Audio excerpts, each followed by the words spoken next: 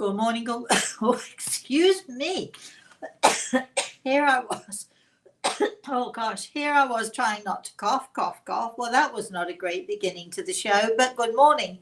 Good morning, everybody. It is Thursday, I think it's the 12th of September. Oh, bonfire night is coming up soon.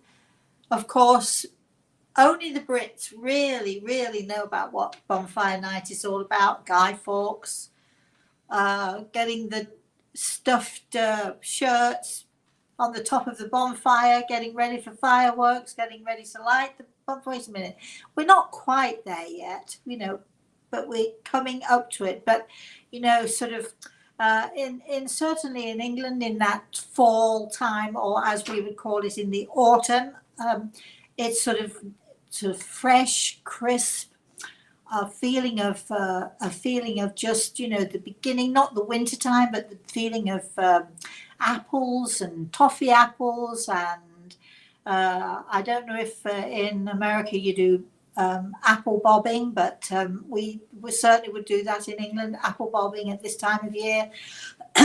It's the time when the apples are coming off of the trees, the orchard is starting to, the apples, the fruit is coming, ripening on the tree. Oh, golly.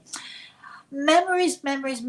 Yes, well then. And then, of course, we have November the 5th in England, which is, for all of you Brits out there listening to me at this moment, we've got bonfire night, Guy Fawkes night, should I more precisely call it.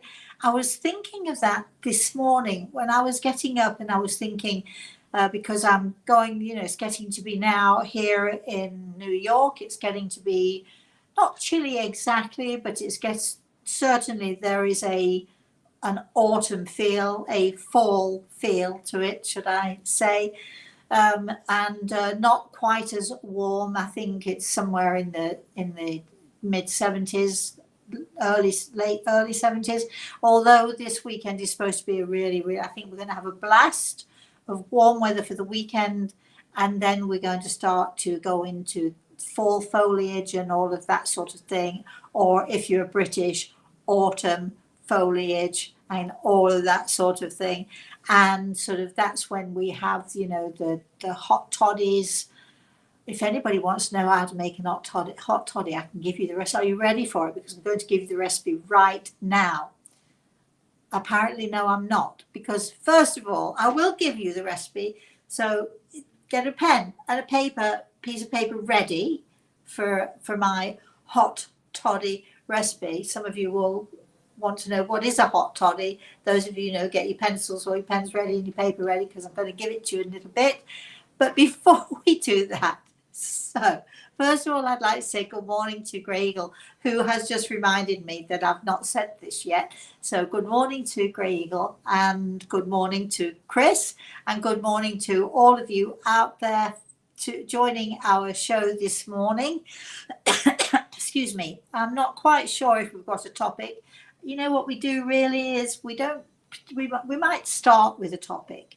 Let's see, what could the topic be? I guess the topic is hot toddies. I guess the topic is the fall or autumn, the autumn leaves falling, the fall foliage in Vermont, which when I lived in Vermont, it was, every year around this time you could start to see the leaves turning. The odd thing about fall foliage, and particularly in Vermont, the odd thing about fall foliage was that it would start to turn. It might start to turn slowly. In Vermont, of course, they have so many trees. I've always said we have, because I'm not living there anymore, thank goodness, because that's too cold for me. But we have so many trees. We have beautiful fall foliage, but it's very odd because it can be the peak where every tree has every imaginable color on it. There are reds, there are golds, there are just unbelievable colors. And especially when the sun is out and you see the sun behind the trees reflecting through the trees, and every single tree lights up. It's almost like Christmas, almost like a Christmas tree lights. It's beautiful at this time of year. Of course, there are lots of things that aren't beautiful about it. the cold, the wind, the snow, and so on. And some of you are saying, "Oh, but I like the cold, the wind, the snow." But anyway, you know, in the autumn, it's certainly in Vermont. It's strange because you can have this unbelievable array of colors. You're driving through the mountains or you're driving wherever it is. There's color, color, color everywhere. And then overnight, just like that, it's gone. You have a strong wind, you have a storm come through, every leaf is off of every tree. It's all that color, all that spectacular color, it's just gone. It can happen overnight. I've seen it happen overnight. Everything's gone, and that's when I think that's when we call it stick season, when there's nothing left on the trees at all except the twigs, the dried twigs, you know, the brown and so on and so forth. Of course, it's not long then before you get the snow. We're talking Vermont here. It's not long before you get the snow, and winter is spectacular. But fall foliage is it's really a spectacular a spectacular sight. If I could only get my words around this, I'm sort of trying not. I'm trying not to cough here. Sorry, you know, I think every place has its beauty, and every place has its, you know, something about it that if you look carefully, you might find something that's really spectacular about it all. But when I'm thinking, you know, I'm thinking of this time of year, and I'm thinking the leaves, certainly in England, certainly in, you know, in places like Vermont, certainly where it's the colder weather, the leaves are perhaps even now beginning to turn. And so we've got hot toddies. I'll give you the recipe. That's where we were going with this. We've got hot toddies, or we've got, you know, toffee apples that we used to make in England. Toffee apples are brilliant. You've got to have the right kind of apple, but they're brilliant. What else did we used to do? Yeah, we're back to the hot toddies. So first of all, I've got to say hello, Chris. Are you there? Is there anybody there, Chris? I'm sort of carrying on here in my own train of thought. I am here, and you do have a bunch of people in the chat room. Okay, so I'm going to ask them if you want my hot toddy recipe. I can't speak for anybody else's. I just can't. But I'll give you the recipe for my hot toddy. So I'm going to give you a few minutes to get your pencils and paper ready, or if you've got another device that you're not using at the moment, I forget how easy it is. We can just type things in, can't we, onto our devices. So I'm going to give you 5 minutes. I'm going to give you my hot toddy recipe, because it is that time of year now. And when I get home, which is next week, I'm going back to Florida. Even though it's warm weather, even though it's going to be absolutely beautiful, the heat, that, you know, really strong heat will have gone out of the sun. It'll be cooler.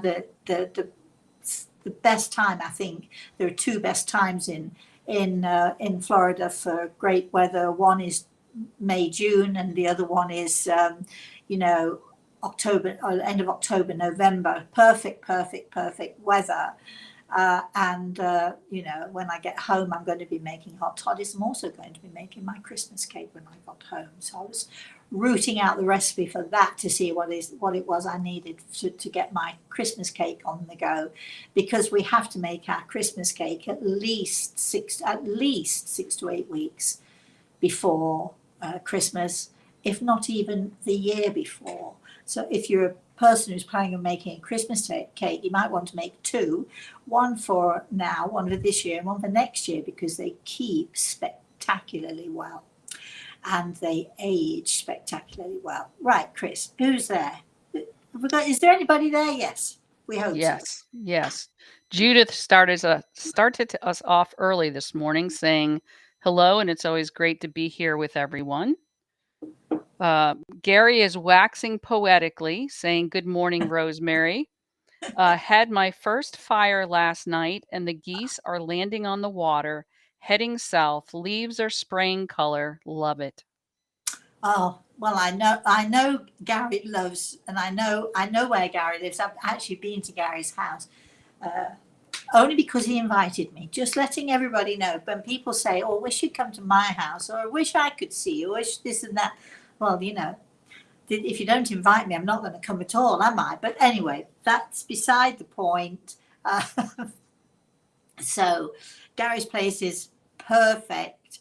And perfect for, yeah, I can imagine apples falling off of the trees, toffee apples being made. Years ago when I was in England, we always made toffee apples. Every year we would make toffee apples. It wouldn't be autumn, as we call it in England. It wouldn't be autumn without the toffee apples and, all of that, and the bonfire. And of course, Guy Fawkes Night is coming up, and so on and so forth. Anyway, who else is there, Chris?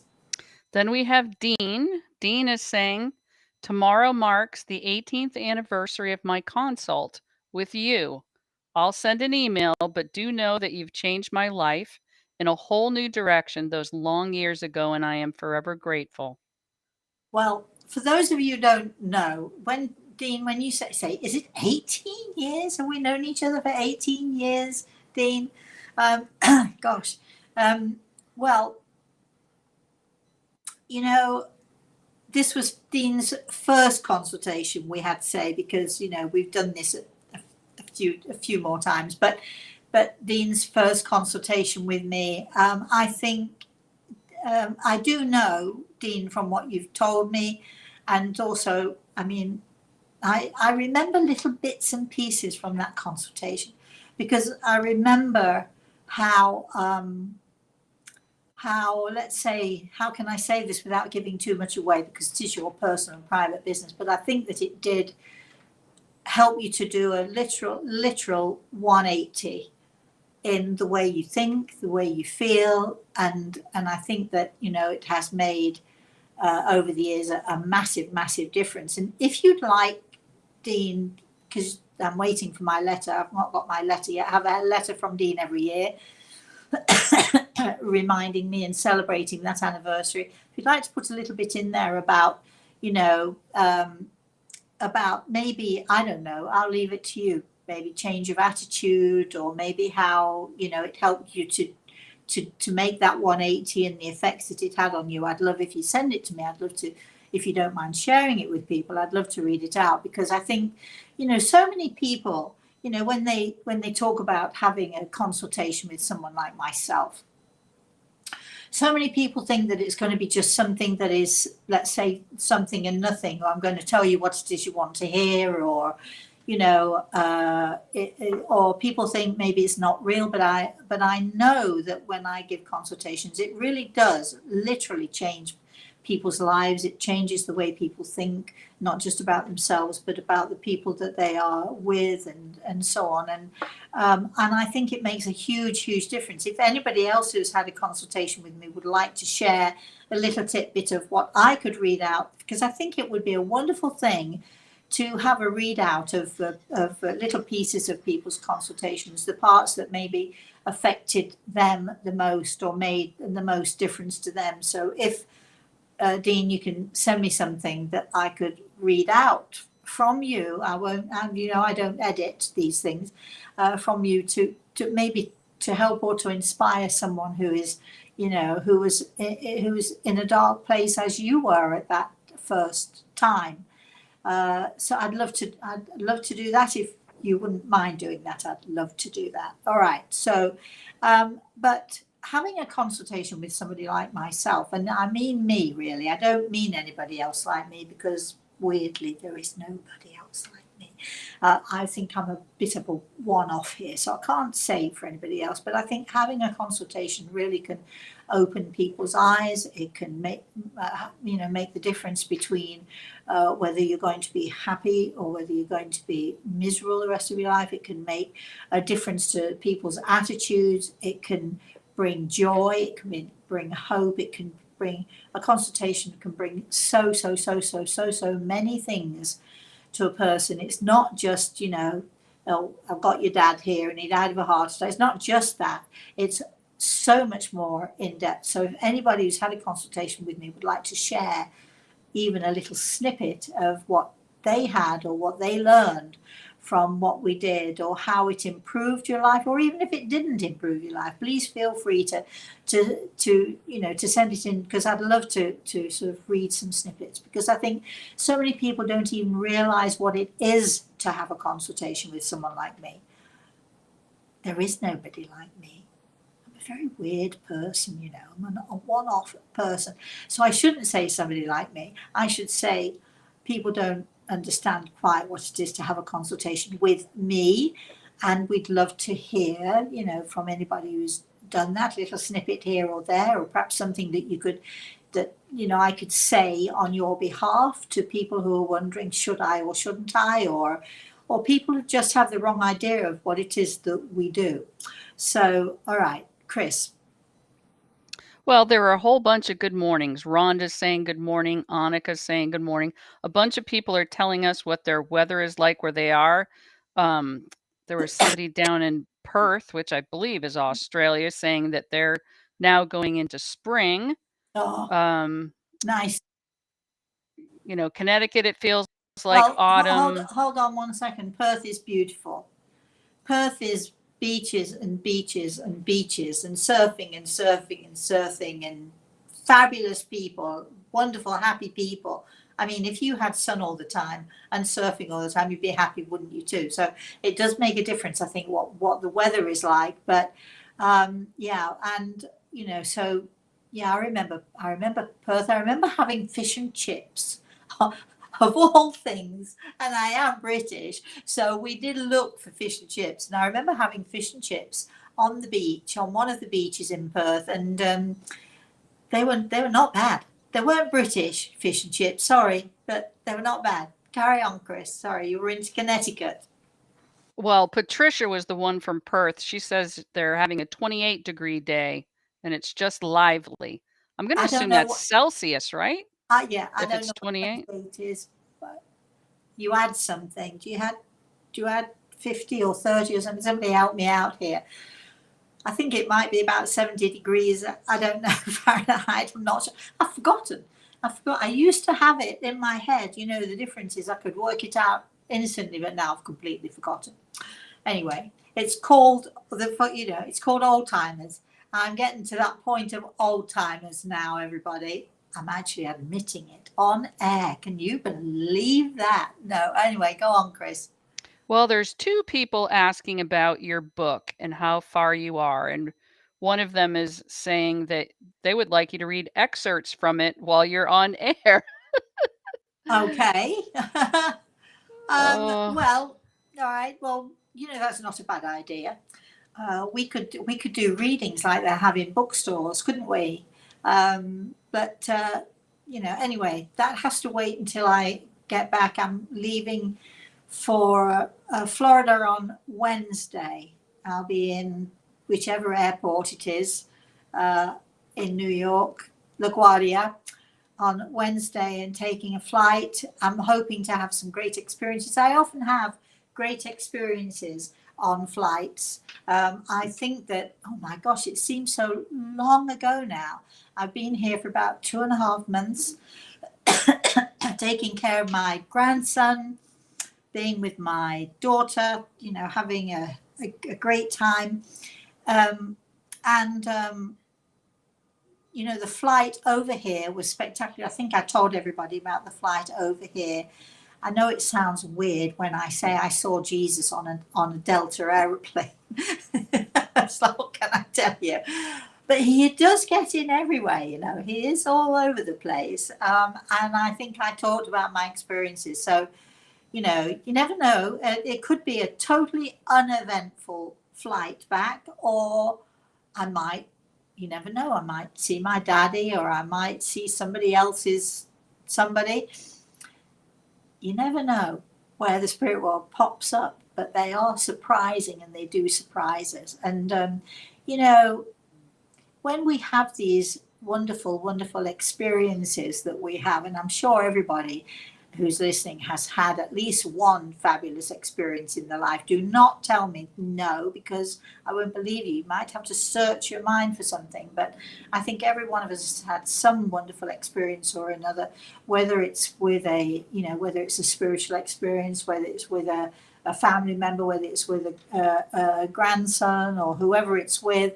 We've all had those wonderful experiences in our lives, which is, you know, what I was trying to say in the newsletter. Yes, there are those brilliant times, and yes, there are those awful times. But what we have to try to do is to remain, you know, always looking to a glass half full rather than a glass half empty. So I'm going to be looking to a glass half full, and when I get back to Florida next week, then we'll be starting to do all sorts of other things. We'll be going back to, I don't know, whatever else we go back to. We'll be going back to doing more healing. We're going to be going back to doing our, you know, little workshops and things like that. We're going to be doing all sorts of things. So watch out for that. Chris. So we've got 3 different ways we can go. You can do your hot toddy recipe that you've been telling everybody to be patiently waiting with pen for. You can talk about the newsletter that had your secret code for the discount for your event on November 19th. Or we can go to questions that are sitting in the chat room. Your choice. Right, let's do the hot toddy. I just could drink one right now, actually. It might just help. Can you hear that coffee stuff going on? Anyway, all right, so if you're ready with your pen and your paper, or you can rewind this when you finish with it, or go on YouTube and find it. So this is what I generally do. I generally use either brandy or whiskey. When I say whiskey, I guess in America, I think Scotch is a blend of different whiskies, or the other way around. I'm not sure, because I don't really drink whiskey too much, although I've had it in hot toddy and it's great.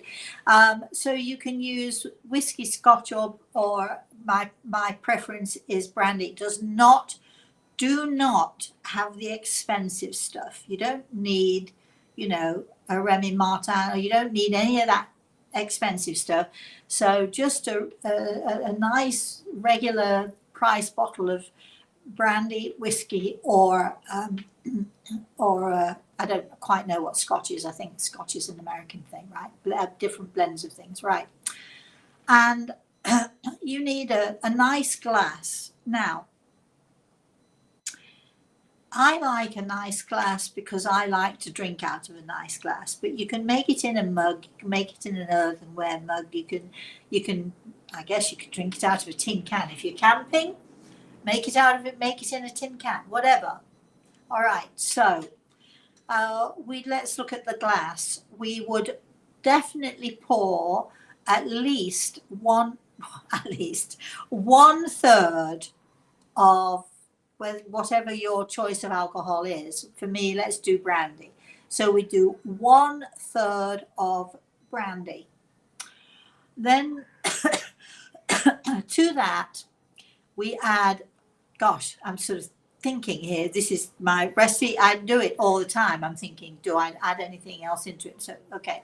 So 1 teaspoon of soft brown sugar, not the hard crystallized brown sugar that you can get, but the really soft, you know, it packs down really hard. So you want 1 teaspoon of brown sugar. If you don't like things too sweet, you can put less sugar in, but I don't find that this is particularly sweet because you've got the alcohol and then it's good. Okay, so you need a cinnamon stick. I don't care much for the taste of cinnamon, but I don't crumble it. I don't put a teaspoon of cinnamon in there. If you love cinnamon, I guess you wouldn't. No, let's not do that. No, we're not having any crumbled cinnamon in my hot toddy. This is Rosemary's hot toddy. So, okay, so you need a brandy or whiskey, not an expensive. Don't waste your money on that. A teaspoon of brown sugar, soft brown sugar, a cinnamon stick, and if you wanted to put in there, you know, a few little herbs and spices, I guess you could, a pinch of spices.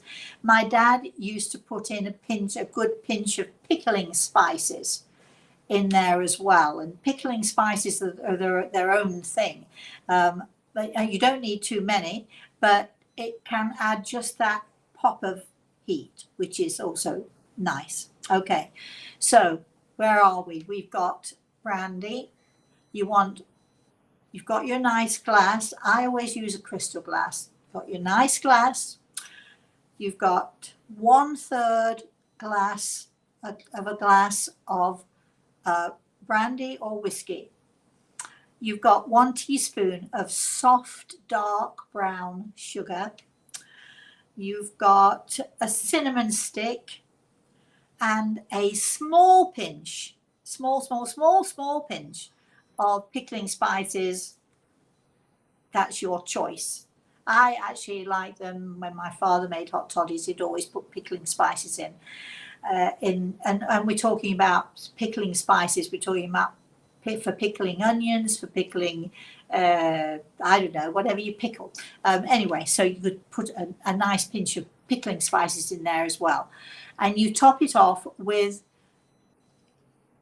water that you've boiled, but take it off the boil. We don't want the glass to crack, do we? And then you top up the glass with the water. So you've got 1/3 of the brandy or the whiskey, 1 teaspoon of soft brown sugar, dark soft brown sugar, 1 cinnamon stick, and one a good pinch of pickling spices. And you top it up with water that you've boiled, and it's just off the boil because we don't want the glass to crack. And you pour that in to, you don't have to pour it right up to the top. You can pour it to, give a space in the glass, regular glass. I'm talking about maybe a whiskey glass or something like that, a nice tumbler, something like that. And then you stir it with your cinnamon stick. Now, if you want to add a few of those, a bit of that brown sugar to the rim of the glass, you can, but I don't find it's necessary. And then you stir it all up with the cinnamon stick and you drink it slowly. Now, the first time I ever made my daughter a hot toddy, they are brilliant. Hot toddies are brilliant for colds. They're brilliant for flu. They don't necessarily cure the cold or the flu, but they make you forget that you've got it. The first time I made my daughter one, I forgot to tell her to sip it slowly. And I went in to make one for myself, went into the kitchen, I left her, she was cold, she's got a nasty cold and so on. And the next thing, Mommy, can I have another one? And and she downed it.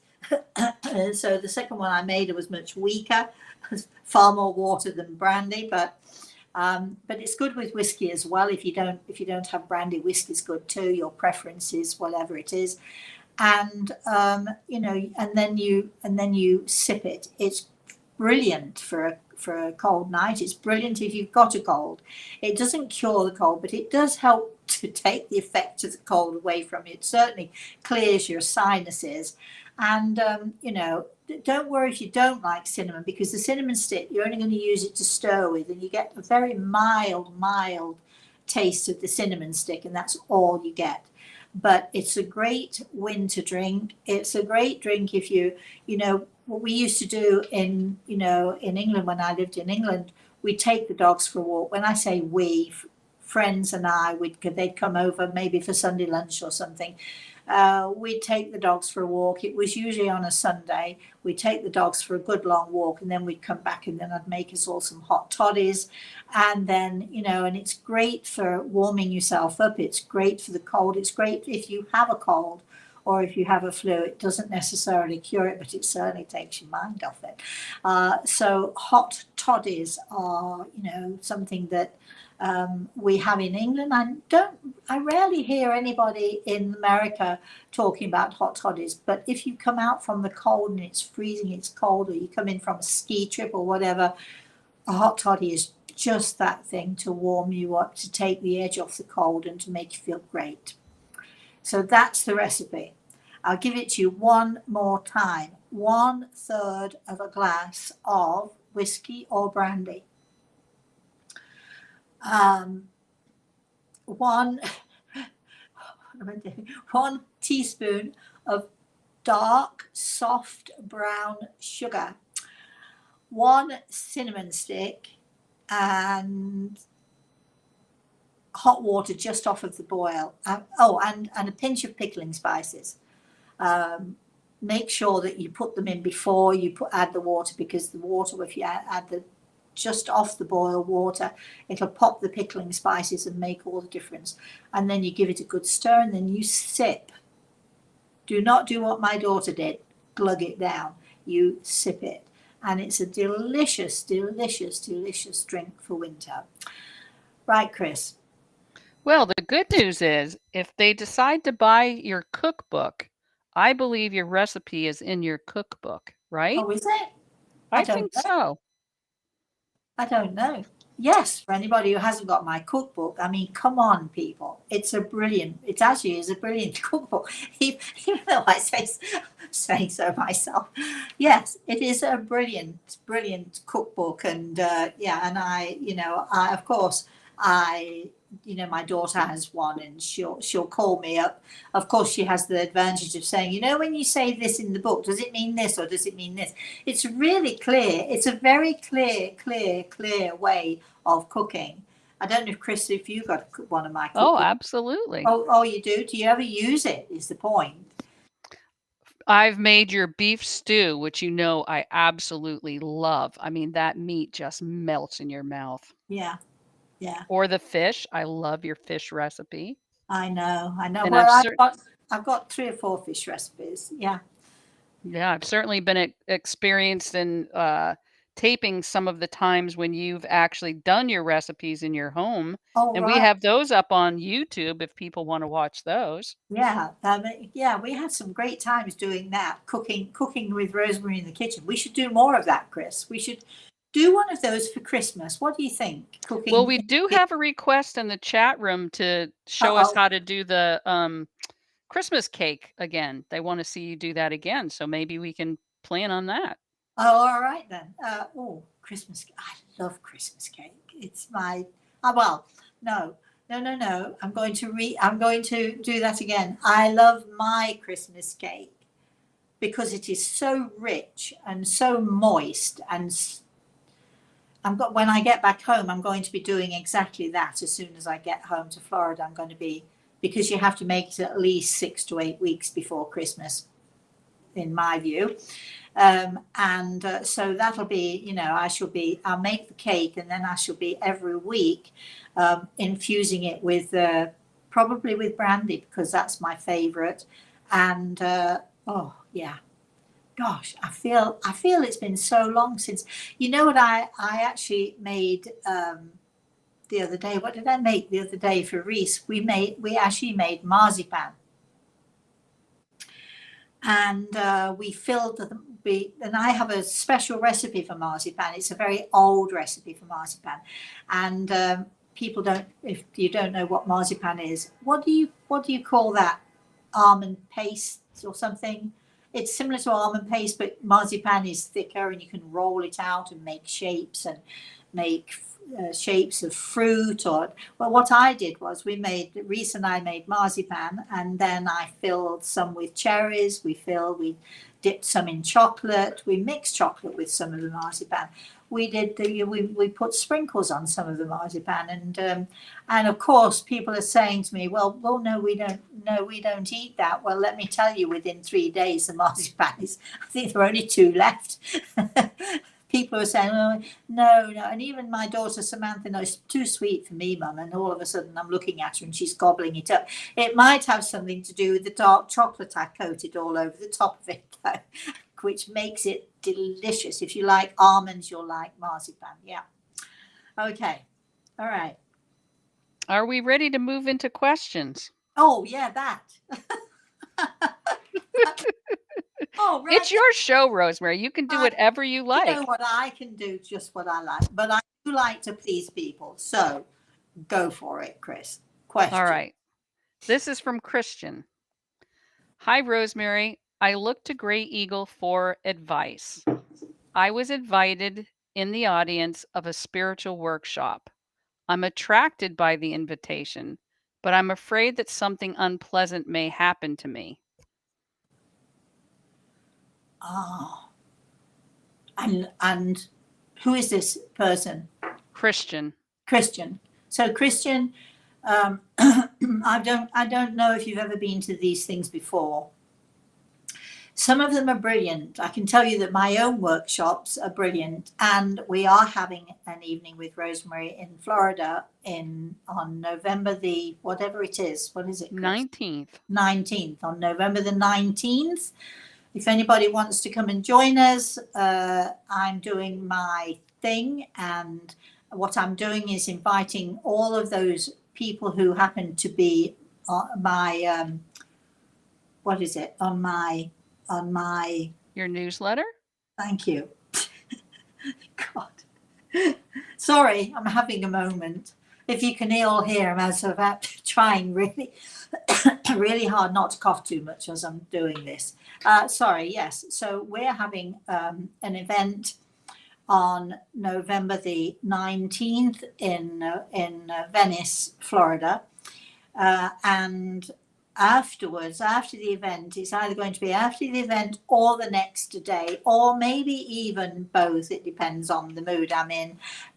No, I think depends on how many people are interested. We're going to have a get together. We're either going to go out and have something to eat. Everybody who comes is invited. We're going to maybe be doing something the next morning. So although you pay for the ticket for the event, we're going to have another 2 little events that you get to come to and just enjoy with me and enjoy being with me, where you can ask as many questions as you like. But anyway, that is November the 19th. And where was I going with this?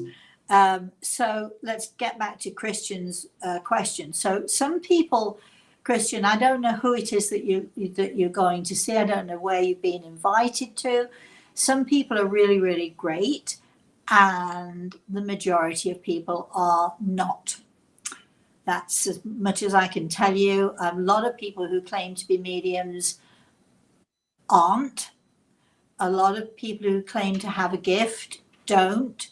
And then there are those rare few who absolutely do. And if you manage to get to go and see one of those people, then it's going to be definitely well worth you going and well worth you participating. But you've got to, I can't say to you, well, you should go here and there, but you don't go to this one or this one. You've got to do your homework, and you've got to go, you've really got to sort of get involved and find out what it is that they're going to be doing before you yourself just sort of jump in and go for it. You have to check on a person's reputation. You have to, just also pay attention to your own senses and your own sensitivity. Pay attention to what your own soul is saying to you.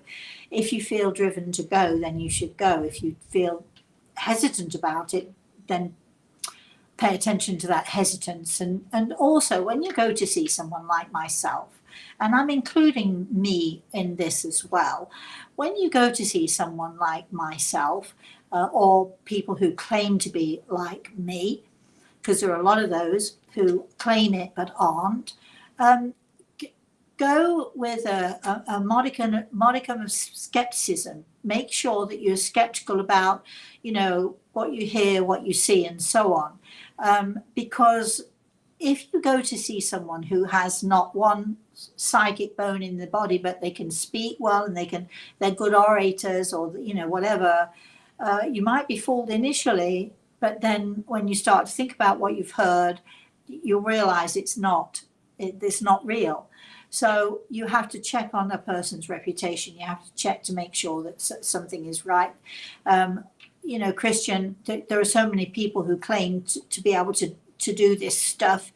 Of course, like me, there are some brilliant people out there. I'm brilliant at this. I wouldn't do it if I weren't brilliant at it. Let me just say that to you. I have a very, very strong sense of doing the right thing and making sure that what I'm giving to people is the right thing, and giving it in a way that it's the right thing. But there are so many people out there who maybe they think that they are psychic. Maybe they know they're not, but they're going to do it anyway. The problem is that the ones who are the most well-meaning can, easily fool you into thinking they're well-meaning, but that does not necessarily mean that they have the gift to connect with the spirit world, or they have the gift of insight. So do just be cautious. I'm not sure if I'm helping you here or hindering you. I'm not sure. Just be cautious. Be cautious about what you believe. Be cautious about what you tell people about yourself. Be cautious about, how can they find out about you? Do you have a website that they can go to check you out, and so on? Give as little information about yourself as you possibly can, so that they can't go into your Facebook page, or they can't go into whatever to check you out if that's what you're worried about. There are so many people out there, unfortunately, who are cheats. They are, some of them, well-meaning and don't realize that they are what they're doing.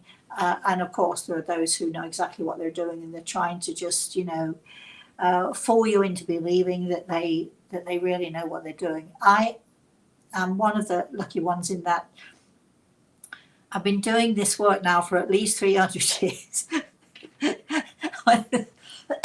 Just kidding. I've been doing this work for a lot. Actually, it's not, it's a lot of years. And my reputation, fortunately, precedes me. So if you're going to do this, Christian, if you're going to go somewhere or you're going to see somebody, just check out who they are, what they are. Check out what people say about them. Just check out that you know what you're doing. And don't, if somebody writes you and says, oh, you can come to my show and I'll give you a free ticket, or here you go, I'll give you a half price ticket. And then they start to ask you, who are you? What are you? Are you single? Are you married? Do you have kids? And so on. Don't do that. Don't go there. So just be cautious. Right, Chris. The next is from Annie. Hi, Rosemary. You Hi, have Annie. never stirred me wrong. I'm having such a hard time with my 89-year-old mom. I feel she hates me. Oh, Annie, I don't know. Let me look here. Let me see. Let me. Okay, gotcha. Right. Okay. So, right. So, Annie, this is coming from Grey Eagle. And we all know to listen to Grey Eagle, don't we? We absolutely know that he is the best. Okay. So, this is coming from Grey Eagle. And I feel that, what he's saying here is that when he's talking to me about your mom, she does seem to have quite some bitterness within her, Annie. And unfortunately, I guess you're the closest. We always hurt the ones we love the most. That old song, whatever that's called. And it's true, we do often take it out on the people who are closest to us, because they're the ones who can stand us the most, and they're the ones who forgive us the most easily. Well, was there an actual question? I'm sorry, Grace. She feels her mother hates her. Okay, I don't. All right. Thank you. Right. Sorry, I'm listening to Greg. I shouldn't have asked you, Chris. I should have just asked Greg where we were going with that. I don't actually think, Annie, that she hates you. I don't think she likes herself very much. I don't think she's enjoyed her life very much. I find that so sad, because, this world of ours, this life of ours is, yes, it's got its ups and downs. Yes, it's got its, huge boulders to climb over and so on. But boy, I think it's such a privilege to be here. How can you not enjoy those beautiful aspects of this life? And so I feel very, sad for your mom. Not sad enough that I would take her insults. Not sad enough that I would, bow down to her necessarily, and put up with the moods and so on. And I think that Annie, what I think you should try to do is to understand. I'm thinking about my mother when I'm talking to you about this, and we really don't want to think too much about my mother. But my mother was a very unhappy, disappointed person, and I think she was that she was a retrospective soul. I think suspect that your mummy might be a retrospective soul, always looking on the negative side of things and so on. So what I think, darling, that you should do is you're not going to change your mum's attitude because she's 89 years old. You're not going to change that. What you can do, my darling, is you can change you. So remove yourself as much as you can. If you can't remove yourself physically, because maybe, I don't know, maybe you're taken care of or whatever. If you can't, I would suggest, if you can, remove yourself physically and just give a small burst of time. Don't be in that negative space because it will destroy you, my darling. It will pull you down, and I'm sure you know and you feel what it is I'm saying to you now. It will really, being around negative people is an awful thing. So you need to remove yourself as much as you can. When you do spend time or you're in your mother's space, make it short. Do not listen to what she says about you or about other people. There are people in this life, they're so disappointed and upset and angry about their own lives that they just want to, splash us with that mud, with that dirt, with that sludge of negativity that has, surrounded them, and they've, and has eaten them up. Just be who you are. I think you're a very kind and a very gentle person. I'm sure, having said that, you must feel that you want to punch your mum on the nose from time to time, and that's okay.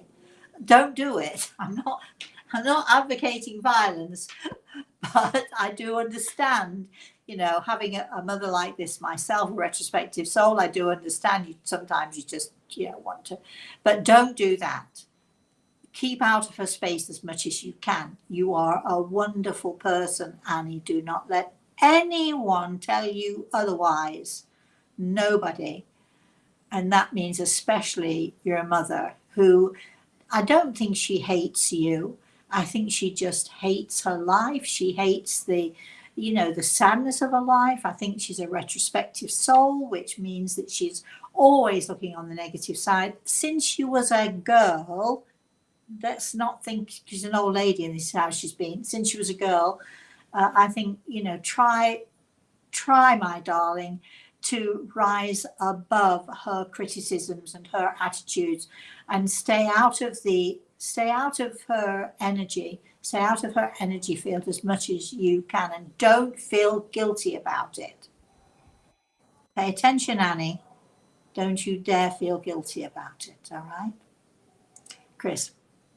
Ravi has a couple of questions.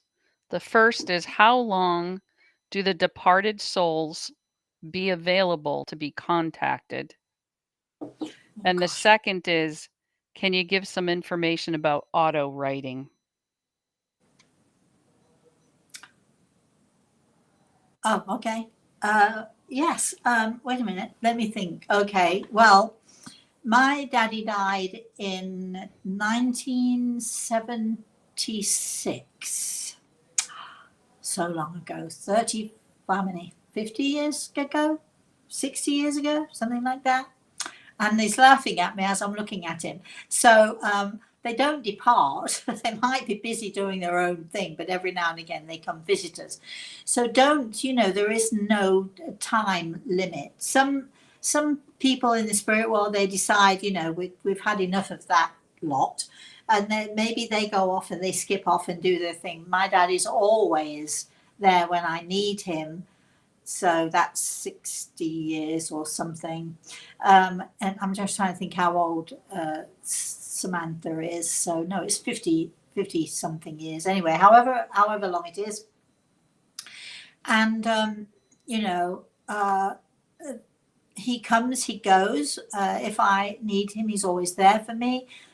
Most of the time, I'm sure he's doing his own thing, learning and growing and enjoying himself and, what have you. And right. And traveling apparently. So my daddy does some astral traveling from time to time, which is great.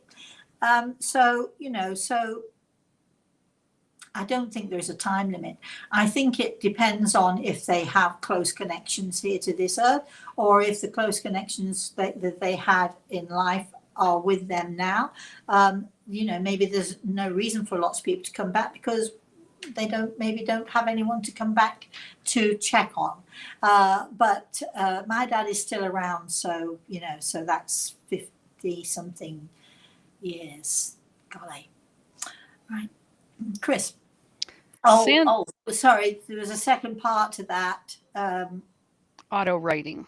Automatic writing. What was the question about it? Can you give some information about it?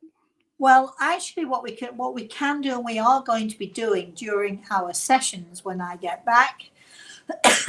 Sorry, we're going to set up sessions where we're going to be talking about all sorts of things. Automatic writing being one of them. Power animals, power symbols. We're going to be talking about different exercises that we can do for ourselves, and so automatic writing will be amongst that. So keep checking out what we're doing and how we're doing it, and we definitely are going to be having a session at some point in the future about automatic writing.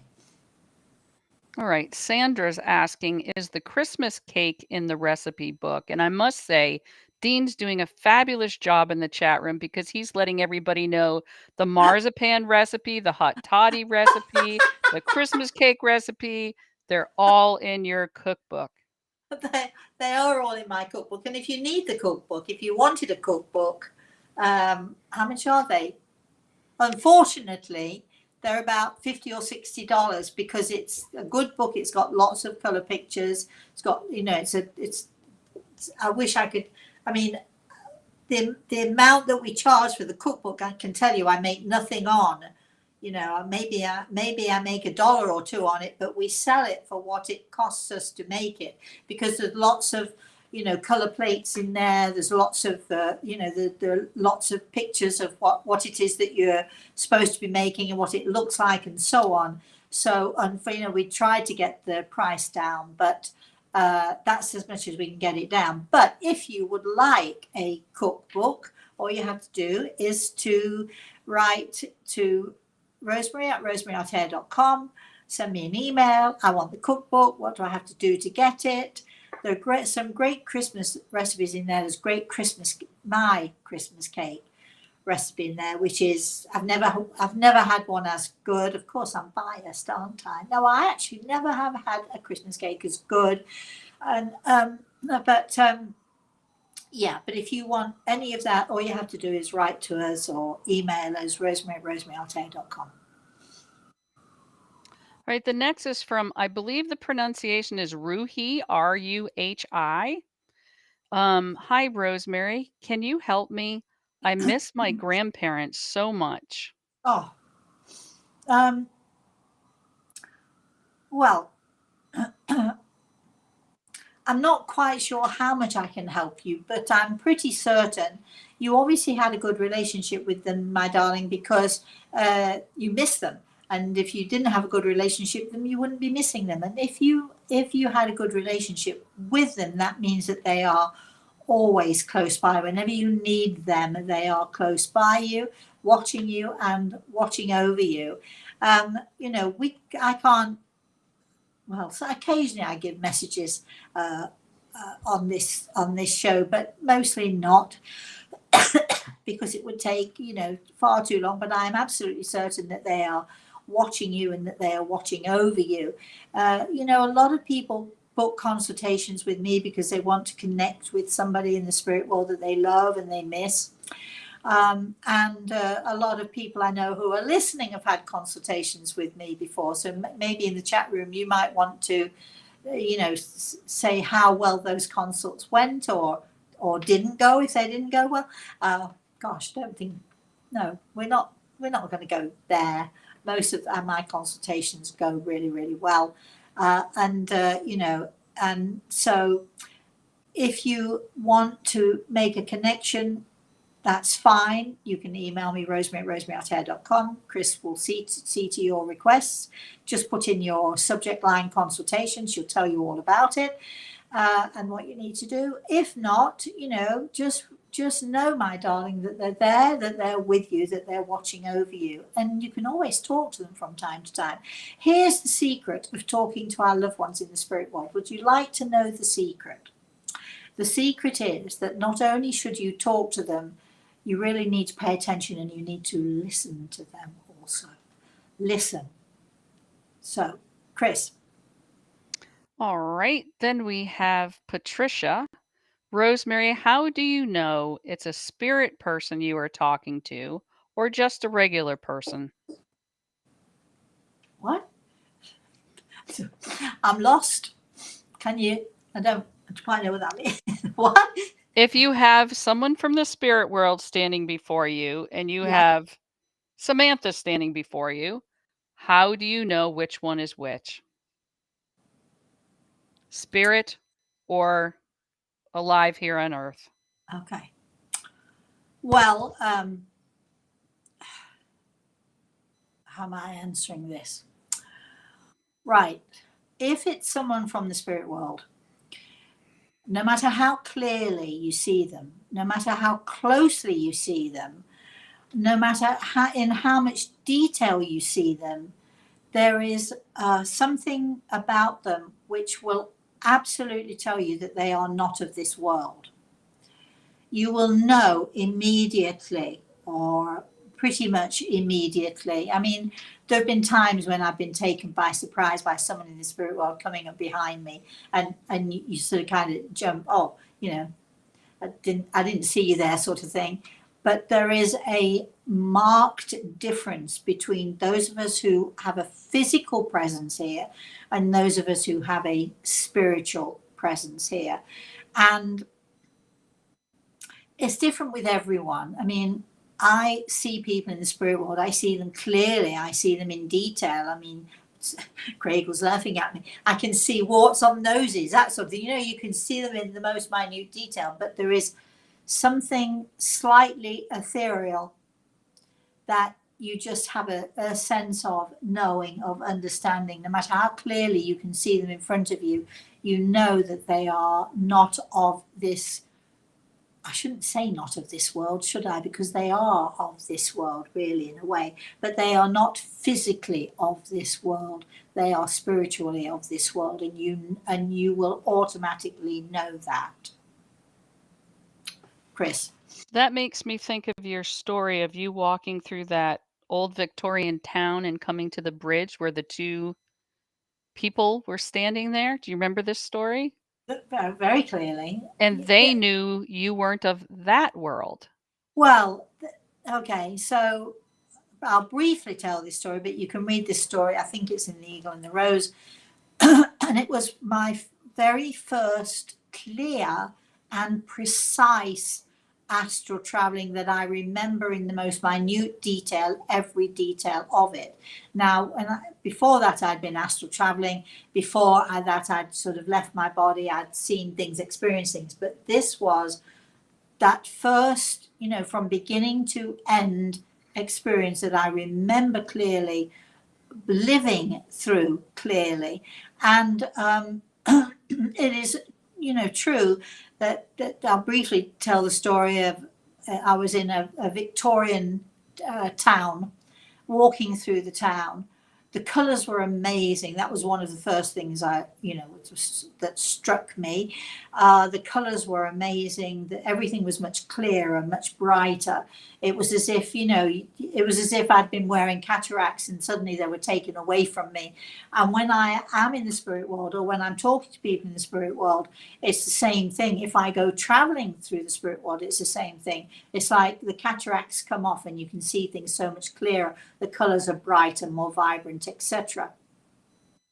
And as I was walking through this town, sort of being amazed at so many things, I'm not going to tell you too much about it because you can actually read that story in The Eagle and the Rose. But it was just an amazing experience. And it was as if I was the ghost walking through these people. Nobody said hello to me. Nobody saw me. Nobody recognized me. It was like I was just the ghost walking through this town, rather than it usually is the other way around. The ghost is walking in our world. That's how they must see us too. But I came at the end. If you read the story, you need to get The Eagle and the Rose to read this story. And as I get to the bridge, there is this small little Humpty Back bridge, which is, you know, they have a lot of in Leicestershire, in where I come from in England. And either side of this little Humpty Back bridge, there were two guardians, and they were very different than everybody else. Everything else was colourful. The women's dresses, the kids playing, the men there, colours were vibrant and clear. And then we come to the bridge where there were, I can only describe them as two guardians, both very tall, both very blonde, very, very blonde, and both wearing sort of just plain pale grey dresses. And they stood on either side of the bridge. And as I am crossing the bridge, the one closest to me stayed where she was, and the other one came behind me. And it was amazing. The vibrancy, the colors, everything about it was amazing. I'm supposed to answer a question here, and I've forgotten what it is. I got so involved in going back to that memory. Was there a question in there, Chris? No, it was just me remembering the opposite of what the question was, that how they saw you, how they knew you were different in that town. Right. Well, as I'm walking through the town, it was as nobody really saw me. It was as if I was the ghost walking through the town. It was only when I came to the bridge and the guardians saw me and they knew me. And you know, I can remember standing with my hand on the walked halfway across the bridge, put my hands on the parapet of the bridge, and it was only when one of these guardians, is the best I can call them, put their hand on over my hand that it was real. I looked down and it was real. She wasn't wispy. She was solid. Her hand was solid on mine. And I think that what we have to realize is that the spirit world is as solid and as clear, if not more so, than this world of ours that we live in. This world of ours is an illusionary world. We could go on and on about this, but we're not going to. Chris, keep going. Well, we are currently past time. Oh, we are. But Oh, right. D had a question that was right against what you were talking about. Go ahead. Um, the spiritual people that come through for you, are you able to physically touch them? Yes. Not that I do that. I don't, you know, reach out. If they want to reach out to me, I feel all I am there for them is a conduit. I do my job, I'm the conduit. I listen to them, I relay messages from them. But very often, someone who's come from the spirit world, I'll often feel, you know, a hand on my shoulder, or someone will reach out and stroke my face, or yes, and they're real and they're solid. They're not wispy, you know, not what we might imagine. They are solid, real, clearly defined people. And not only do I see them that way, I hear them, and you know, I do my best to try to understand what it is that they want to say to me, or not to me, but to their loved ones who come to me for a consultation. It's, you know, it's quite an amazing thing to have.